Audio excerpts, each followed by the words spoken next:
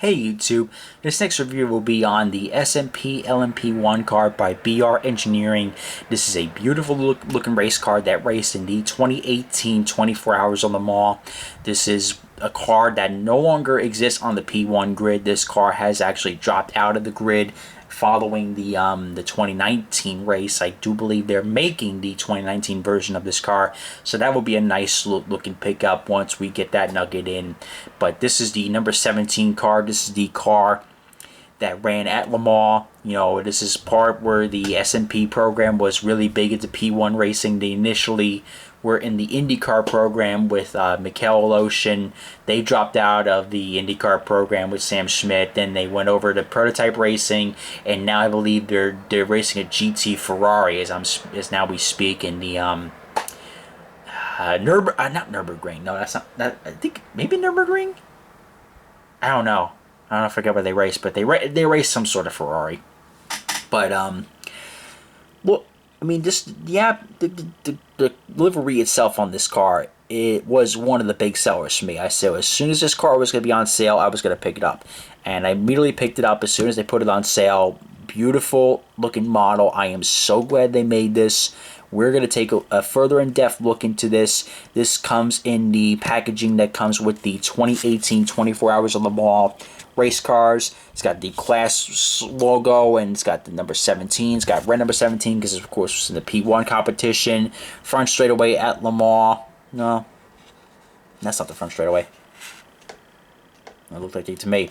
But, of course, it's got the description of the product here, BR Engineering. It's got this is basically the SMP BR Engineering car that I do believe Dragon Speed had a part in saying this as well, because Dragon Speed had a BR car itself as too, but that was the typical Dragon Speed car. It was number 10. I think it was number 10. It was number 10 with Ben Haley in it. I remember Ben Haley drove the car. Well, I should know Ben Haley drove the car because he drives the P2 program now, and he drives the IndyCar. So there we go. A little fun Timbit history lesson there for you. Let's see. Let's try to get this thing out. I try to be very diligent with the tape and everything because you just don't know what could break or anything like that. So here she is, right in front of you is here. The colors of this car are very eye-popping. Beautiful looking car. I am so glad they made this into a model form. Great job by Spark on this one. Let's see if we can go over some little fine details of this model here, because this is a separate P1 car. I believe with the P1 cars, these are all custom built. Like, these aren't specifically or spec cars. So you can see here, you got the little front bumper here with the big splitter onto it. It's got two little winglets that say BR onto it.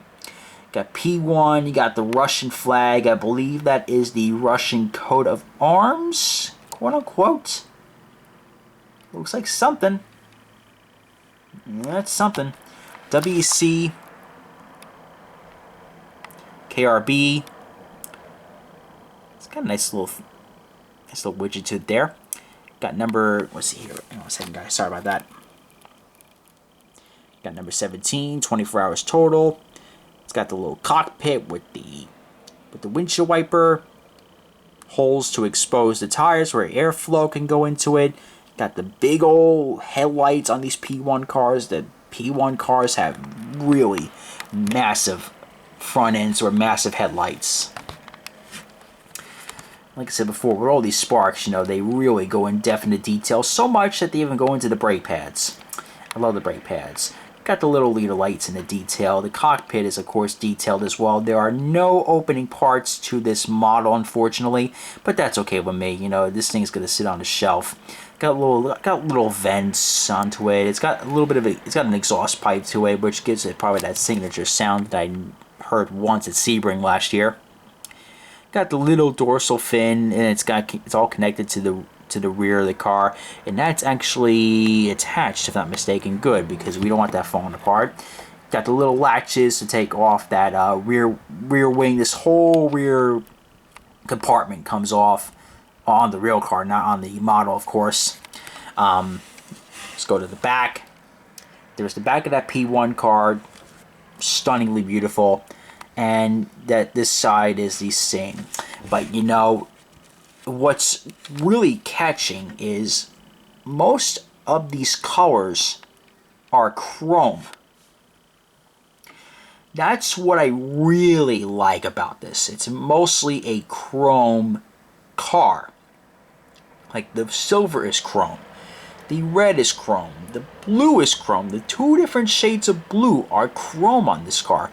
Like you can almost literally brush your teeth and see a reflection in these things. I mean, this is how you make a diecast. I mean, fantastic job. I mean, listen, I give Spark some crap sometimes about their quality control, or you know, what's some breakable parts onto it, but you know what?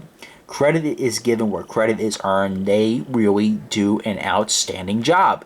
And you know, I picked this up for, I believe, $45 US. So that was really awesome. I was able to pick it up for that price. You really can't beat it. I'm going to give an overall view of this car. I mean, judge it for yourself here if you look at it. I mean, to me, if you see a nice P1 car on sale, you know, I'll admit, you know, I'm a Rebellion Racing fan. I am a guy who loves the privateers. Go support these privateer people, because you know what? They're not going to be around next year because the P1 regulations are going out the window. Oh, look at this. The whole rear wing is carbon fiber. This whole guy right here is carbon fiber. And this guy right over here too is carbon fiber. This is actually, my camera is actually recognizing this as a face. I would not have expected any less of this camera. But very fantastic job.